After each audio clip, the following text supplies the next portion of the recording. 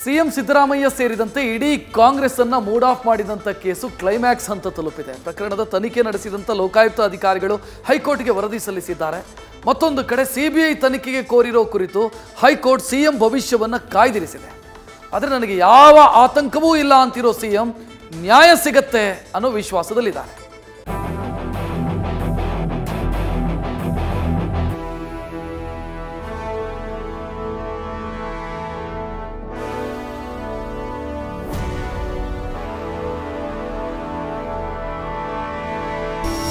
ಮೈಸೂರಿನ ಮೂಡ ಹಗರಣದ ಲಿಸ್ಟ್ನಲ್ಲಿರೋ ಸೈಟ್ಗಳ ಲೆಕ್ಕ ಒಂದಲ್ಲ ಎರಡಲ್ಲ ನೂರಾರು.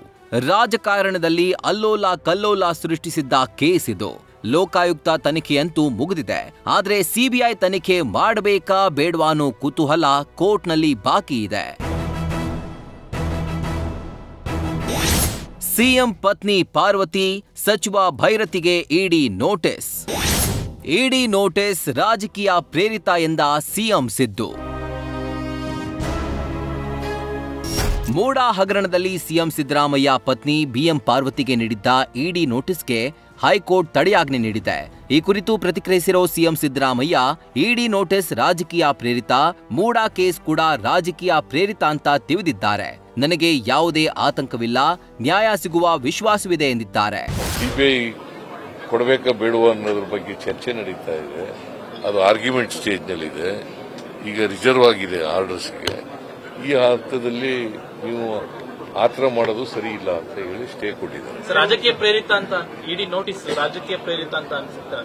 ಮತ್ತೇನೇನು ರಾಜಕೀಯ ಪ್ರೇರಿತ ಕೇಸೇ ಮೂಡ ಕೇಸೇ ರಾಜಕೀಯ ಪ್ರೇರಿತ. ಕೇಸ್ ಇನ್ನೂ ಕೂಡ ಪೆಂಡಿಂಗ್ ಇದೆ. ಜಡ್ಜ್ ಏನ್ ಮಾಡ್ತಾರೆ ಅಂತ ತೀರ್ಪು ಇನ್ನೂ ಆರ್ಡರ್ಸ್ಗೆ ಪೋಸ್ಟಿಂಗ್ ಆಗಿದೆ. ನನಗೆ ಯಾಕೆ ಆತಂಕ ಆಗುತ್ತೆ? ನಮಗೆ ನ್ಯಾಯ ಸಿಗುತ್ತೆ ಅಂತ ಭರವಸೆ ಇದೆ.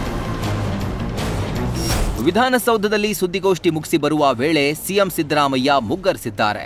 ವಿಧಾನಸೌಧದ ಉತ್ತರ ಬಾಗಿಲುಗಳ ಮೆಟ್ಟಿಲು ಇಳಿಯುವಾಗ ಸ್ಲಿಪ್ ಆದ ಸಿಎಂ ಸಿದ್ದರಾಮಯ್ಯರನ್ನ ಕಾಂಗ್ರೆಸ್ ನಾಯಕರು ಹಾಗೂ ಭದ್ರತಾ ಸಿಬ್ಬಂದಿ ಹಿಡಿದುಕೊಂಡಿದ್ದಾರೆ.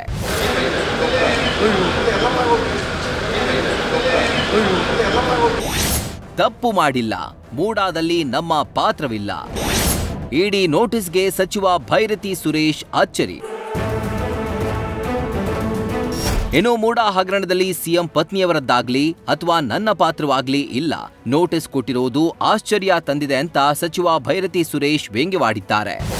ಏನ್ ಬ್ರೀತಿಂಗ್ ಪೀರಿಯಡ್ ಇಲ್ಲ. I am very clear. I make you very clear.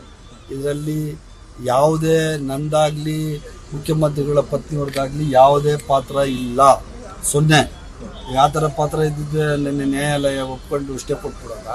ಗೊತ್ತಿಲ್ಲ ನನಗೆ ಏನು ಅಂತ. ನನಗೆ ನಾನು ಬಂದವಾಗ ಆಶ್ಚರ್ಯ ಆಗೋಯ್ತು. ಇದ್ಯಾಕಪ್ಪ ಇದು ನನಗೆ ಬಂದಿದ್ದು ನೋಟಿಸ್ ಅಂತ. ನಾನು ಅದು ಬಂದಾಗ ನನ್ನ ಮಂತ್ರಿನೂ ಅಲ್ಲ. ಅದಾದ್ಮೇಲೆ ನಾವು ಯಾರಿಗೂ ಸೈಟು ಕೊಟ್ಟಿಲ್ಲ, ತಗೊಂಡಿಲ್ಲ. ಮಾನ್ಯ ಮುಖ್ಯಮಂತ್ರಿಗಳ ಪತ್ನಿ ಕೊಟ್ಟಿದ್ದು ನ್ಯಾಯವಾಗಿದೆ. ಅದು ಸರಿ ಇಲ್ಲ ಅಂತ ಹೇಳಿದ್ಮೇಲೆ ವಾಪಸ್ಸು ಕೊಟ್ಟಾಗಿದೆ. ಮತ್ತೆ ಯಾಕೆ ಈ ನೋಟಿಸು? ಇಡಿ ತನಿಖೆಯೇ ಕಾನೂನು ಬಾಹಿರ ಎಂದ ಪೊನ್ನಣ್ಣ. ಸೆಕ್ಷನ್ 15ರಲ್ಲಿ ನೋಟಿಸ್ ಕೊಡಬೇಕು ಅಂದ್ರೆ ದಾಖಲೆ ಕೊಡಬೇಕು. ಮೂಡ ಪ್ರಕರಣದಲ್ಲಿ ಇಡಿ ತನಿಖೆಯೇ ಕಾನೂನು ಬಾಹಿರ ಅಂತ ಸಿಎಂ ಕಾನೂನು ಸಲಹೆಗಾರ ಪೊನ್ನಣ್ಣ ಕುಟುಕಿದ್ದಾರೆ. ಇಡಿನವರು ಯಾವ ಅಪರಾಧದ ಆಧಾರದ ಮೇಲೆ ಅವರು ತನಿಖೆಯನ್ನ ಕೈಗೊಳ್ಳಬೇಕು, ಆ ಅಪರಾಧದ ತನಿಖೆಯನ್ನ ಉಚ್ಚ ನ್ಯಾಯಾಲಯವೇ ಖುದ್ದಾಗಿ ನೋಡ್ತಾ ಇರುವಂತಹ ಸಂದರ್ಭ ಇದ್ರೂ ಕೂಡ ಇವರು ತಮ್ಮ ತನಿಖೆಯನ್ನ ಜಾರಿಗೊಳಿಸ್ತಾ ಇರೋದು ಬಹಳ ಒಂದು ರೀತಿಯಾಗಿ ಕಾನೂನು ಬಾಹಿರ ಅಂತ ಹೇಳಿದ್ರೆ ತಪ್ಪಾಗುತ್ತೆ. ಒಟ್ಟಾರೆ ಮೂಡ ಕೇಸ್ ಸಿಬಿಐಗೆ ವಹಿಸಬೇಕಾ ಅಥವಾ ಲೋಕಾಯುಕ್ತ ತನಿಖೆ ಮುಂದುವರಿಸಬೇಕಾ ಅನ್ನೋದು ಗೊತ್ತಿಲ್ಲ. ಆದ್ರೆ ಹೈಕೋರ್ಟ್ ನೀಡುವ ತೀರ್ಪಿನ ಮೇಲೆ ಸಿಎಂ ಸಿದ್ದರಾಮಯ್ಯ ಭವಿಷ್ಯ ನಿಂತಿರೋದಂತೂ ಸುಳ್ಳಲ್ಲ. Political bureau, news first. News first ನಿರ್ಭೀತಿಯಿಂದ ನಿಮ್ಮ ಪರವಾಗಿ.